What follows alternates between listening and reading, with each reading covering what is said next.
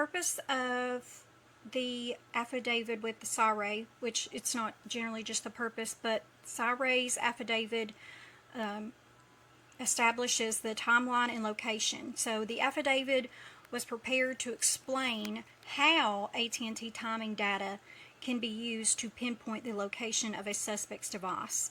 So during the time frame around the incident in the Brian Kohberger case, it is used to argue that the timing data places Kohberger's phone in proximity to key locations connected to the crime. So even though you can have like a phone ping and things like that, sometimes that can be incorrect. You need more data, so you have to compile all of these together before you can get a thorough, accurate understanding, because in the past, one or two of these elements alone have proven to be incorrect. So it's important that you have all of these elements, and that is kind of what SyRay is saying here, is that whenever I implemented this element, I got some different readings than what the defense is putting, or the prosecution is stating. And I'm sure we're clearly going to know more whenever we get a trial.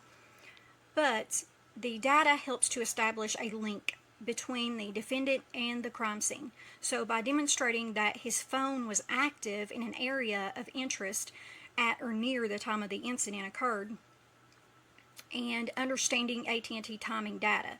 So what is timing data? So AT&T timing data refers to the log records that detail when a phone connects with nearby cell towers. So unlike GPS, which provides precise coordinates, timing data indicates the time a phone communicates with specific towers. So this allows investigators to approximate its location.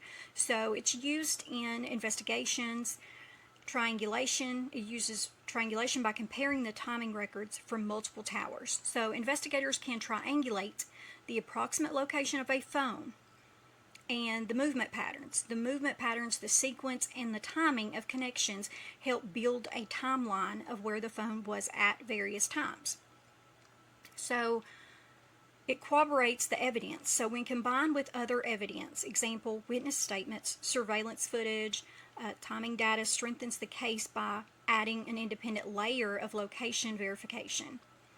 So key elements from the affidavit include the data collection and the analysis. For one, it has a record of the affidavit likely outlines the retrieval of timing data from AT&T records and detailing when and where the phone connected to cell towers.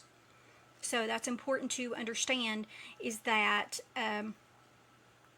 this is going to tell us detail when and where the phone connected to the cell towers. So it's also going to give us some specific timestamps.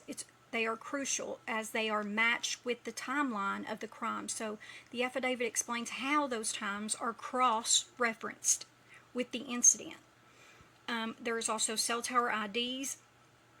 The document may list specific tower IDs that picked up the phone signal, which are then mapped to geographic locations. So this interpretation of data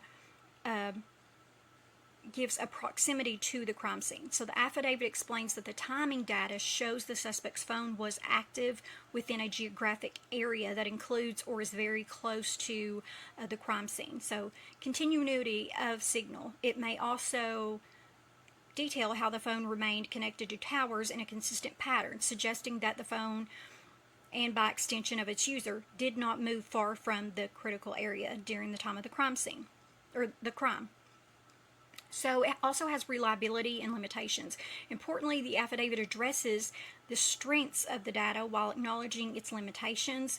Example, the inherent imprecision compared to GPS data, and how those limitations are mitigated through cooperating with other evidence. Also, the implications for the case. It's linking the suspect to the crime scene. The timing data becomes a vital piece of evidence because it provides an objective record that places Kohberger in the vicinity of the crime scene at the relevant time, or lack thereof. Now, I'm not saying that Kohberger is the individual. I'm just saying, in this instance, what we're discussing. So it would or would not place him there. So sorry if I misstated that, but it is either, For example, if he did Kohberger, it would place him in the vicinity of the crime at the relevant time. So this can significantly impact the narrative presented by the prosecution. It can strengthen the prosecution's argument when combined with other forensic evidence, such as the physical evidence or the witness testimony. The AT&T timing data helps create a more complete picture of the elements and the events, potentially reinforcing the chain of evidence needed to establish probable cause, basically, and eventually guilt. So now the defense considerations. The affidavit also outlines aspects of the data that the defense might challenge, such as the accuracy of the timing, potential errors in the data collection process, or alternate explanations for the phone's location. This can also give them more clarity as to if there were errors whenever the data was collected. So this gives some explanation for the phone's location data. Understanding these points helps both sides prepare for the courtroom arguments, basically. So there's a lot to a case. So depending on what case you have and what it involves, you have to learn all of these aspects. As an attorney or a paralegal, what have you, you have to learn a lot of these different aspects in a case. So whether you're doing medical or you're doing cell tower data, you learn a vast variety of things, and you have to learn a great deal of it. So basically, the affidavit of SyRay, it references the AT&T timing data. It serves as a technical explanation and justification for using cell tower records as evidence in linking Brian Kohberger or the suspect to the location of the crime. It details the collection and analysis of cell connection data and the methods used to approximate location through timing and triangulation. So the implications of this data in constructing a timeline, it supports the prosecution's case, and this affidavit is one piece of a much larger evidentiary puzzle, but it plays a crucial role in establishing a timeline and geographic presence that can either corroborate or refute other pieces of evidence presented at the trial. But I feel like in a DP case, it's very important that everything is examined and everything is done thoroughly, because this is not a matter of doing time in prison, and not to say that it's any less of importance, but this is taking another individual's life. So it's very important that every aspect of this case is done properly and analyzed at no expense. And I think that they should have to do extra hoops and implications to assure effective and proper evidence.